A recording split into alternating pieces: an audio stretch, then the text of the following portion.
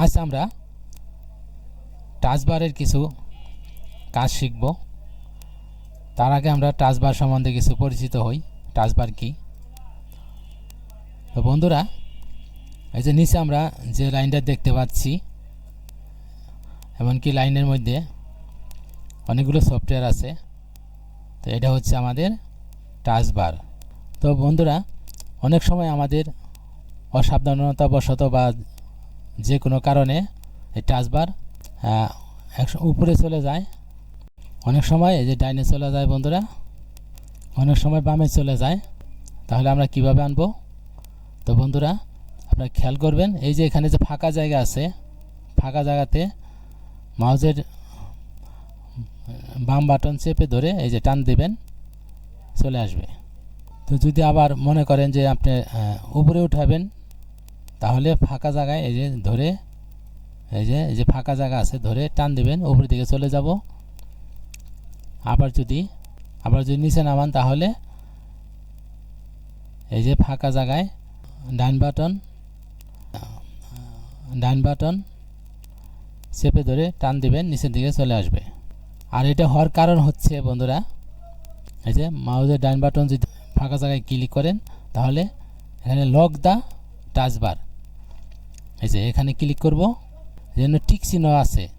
এই টিক চিহ্ন দেওয়া মানে টাচবার লক হওয়া, এখন আর সরবে না। এই যে মনে চাইলেও আর আমরা সরাইতে পারবো না। তাহলে আমরা সবসময় লক করে রাখবো। এই যে আমরা সবসময় টিক দিয়ে রাখবো, লক দা টাচবার। এই যে লক দিয়ে রাখবো, তাই আমাদের আর টাচবার নাড়াচাড়া করবে না। টাচবার ডান দিকে চলে যায় বা যে কোনো সাইডে চলে যায় নিচে না থেকে, তাহলে আমরা যে ফাঁকা জায়গা আছে এখানে ক্লিক করব।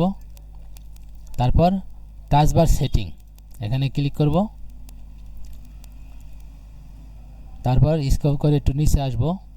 নিচে আসার পরে এই যে বন্ধুরা, এখানে লেখা আছে টাচবার লোকেশন অন স্ক্রিন, অর্থাৎ টাচবার স্ক্রিনটা এখন এই যে রাইট সাইডে আছে, অর্থাৎ এই যে রাইট সাইড এই সাইডে আছে। তাহলে আমরা এখন নিচে আনবো, অর্থাৎ বাটন সাইডে আনবো। তাহলে এই যে বাটন এখানে ক্লিক করব। এই যে আমাদের টাচবার নিচে এসেছে। আর যদি বন্ধুরা আমরা উপরে নিতে চাই, তাহলে এই যে এখানে এরো চিহ্ন এখানে ক্লিক করব। তারপর টপ এখানে ক্লিক করব। এই যে আমাদের টাচবার এই যে বন্ধুরা উপরে এসেছে। লেফট সাইড অর্থাৎ এই বাম সাইডে নিতে চাই, তাহলে এখানে ক্লিক করব। এই যে আমাদের টাচবার বাম সাইডে এসেছে। অতএব আমরা কোনো সাইডে রাখবো না, নিচে রাখবো। সেজন্য আমাদের এই এরো চিহ্নতে ক্লিক করতে হবে। তারপর এই যে বাটম এখানে ক্লিক করব। এই যে আমাদের টাচবার নিচে এসেছে।